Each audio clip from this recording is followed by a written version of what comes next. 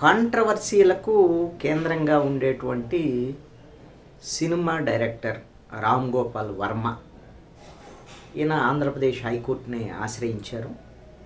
ఆంధ్రప్రదేశ్ హైకోర్టులో రామ్ గోపాల్ వర్మకు ఒక రకంగా చుక్కెదురైనట్లే. ఆయన మీద సోషల్ మీడియాలో కొన్ని పోస్టులకు సంబంధించినటువంటి విషయంలో ఆంధ్రప్రదేశ్కు సంబంధించి ప్రకాశం జిల్లా మద్దిపాడు పోలీసులు కేసు నమోదు చేశారు. ఎవరో ఇచ్చినటువంటి ఫిర్యాదు మీద ఆయనకి వెళ్ళి రామ్ గోపాల్ వర్మకి హైదరాబాద్ వెళ్ళి నోటీసులు కూడా ఇచ్చారు. బహుశా 19వ తారీఖున రేపు విచారణకు ఆయన హాజరవ్వాల్సి ఉంది. ఆయన ఆంధ్రప్రదేశ్ హైకోర్టుని ఆశ్రయించారు. ఆయన తరపున న్యాయవాది హైకోర్టుకి వెళ్ళారు. ఈ రోజున హైకోర్టుకి ఎందుకు వెళ్ళారు అని అంటే, నా మీద పెట్టినటువంటి కేసుని క్వాష్ చేయండి, కొట్టివేయండి, ఇది అక్రమమైనటువంటి కేసు నా మీద పెట్టినటువంటిది అని కేసు కొట్టివేయమని వెళ్ళాడు. వెళ్తే హైకోర్టు ఏం చెప్పిందంటే, కేసు కొట్టివేయటం కుదరదు, మీరు అరెస్ట్ విషయంలో ఏదైనా మీకు ఇబ్బంది ఉంది, భయం ఉంది అని అనుకుంటే మీరు బెయిల్ పిటిషన్ వేసుకోండి అని చెప్పారు. ఇక ఈ కేసు కొట్టివేయలేదు కాబట్టి హైకోర్టు రేపు మద్దిపాడు పోలీస్ స్టేషన్కి ఆయన విచారణకి హాజరవ్వాల్సి ఉంటుంది. ఒకవేళ హైకోర్టులో బెయిల్ పిటిషన్ వేస్తారేమో, వేసినా సరే బెయిల్ పిటిషన్ ఇప్పుడిప్పుడుగా బెయిల్ రాదు కదా, ఒక రోజులో 2 రోజులు వాదోపవాదాలు జరగాలి, ఇటు పోలీసుల వైపు నుంచి ఆయన తరపున లాయర్లు ఇవన్నీ జరగాలి. కాబట్టి ఆయన క్వాష్ పిటిషన్ మీద ఆధారపడ్డట్టున్నారు. ఆ క్వాష్ అనేటువంటిది ఎప్పుడు కూడా మీరు ఎవరి మీదైనా ఒక కేసు నమోదైనప్పుడు ఆ కేసుకు సంబంధించినటువంటి విషయంలో విచారణ జరపకుండా కేసును కొట్టివేయండి అని కోర్టులకు వెళితే కోర్టులు అంగీకరించవు. సుప్రీంకోర్టు చాలా స్పష్టమైనటువంటి ఆదేశాలు అన్ని రాష్ట్రాలకు సంబంధించినటువంటి కోర్టులకి ఇచ్చింది. ఏమిటి అని అంటే,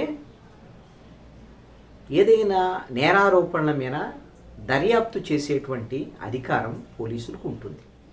ఆ దర్యాప్తు విషయంలో ఎక్కడా కూడా కోర్టులు జోక్యం చేసుకోవద్దు, వాళ్ళ దర్యాప్తును నిలుపుదల చేయమని ఆదేశాలు ఇవ్వద్దు, అంటే దర్యాప్తు చేయటానికన్నా ముందే ఇవ్వద్దు అని చెప్పి. అందుకని ఇప్పుడు వీళ్ళు క్వాష్ వేసి అసలు కేసు కొట్టివేయండి అని అంటే కేసు కొట్టివేయటం ఉండదు.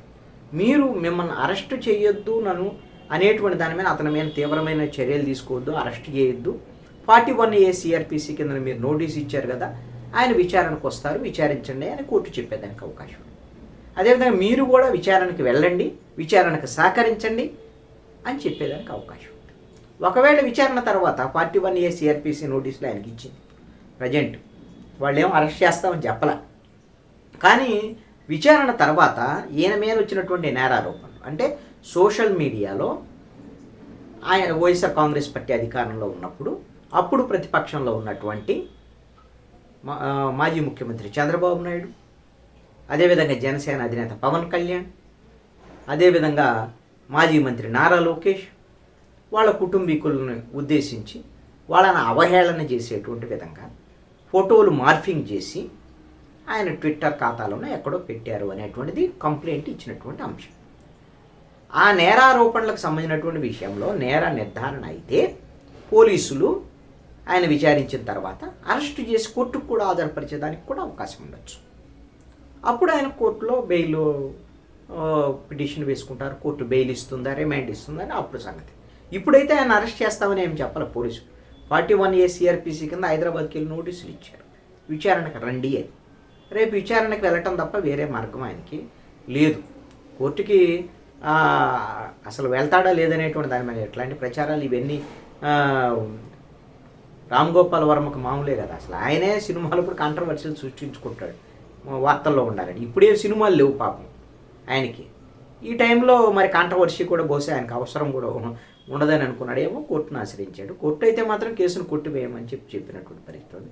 బెయిల్ పిటిషన్ వేసుకోవచ్చు అనేటువంటి దాని మీద మరి ఆయన రేపు విచారణకు హాజరవుతాడా, ఏం జరుగుతుంది ఏంటి చూడాలి.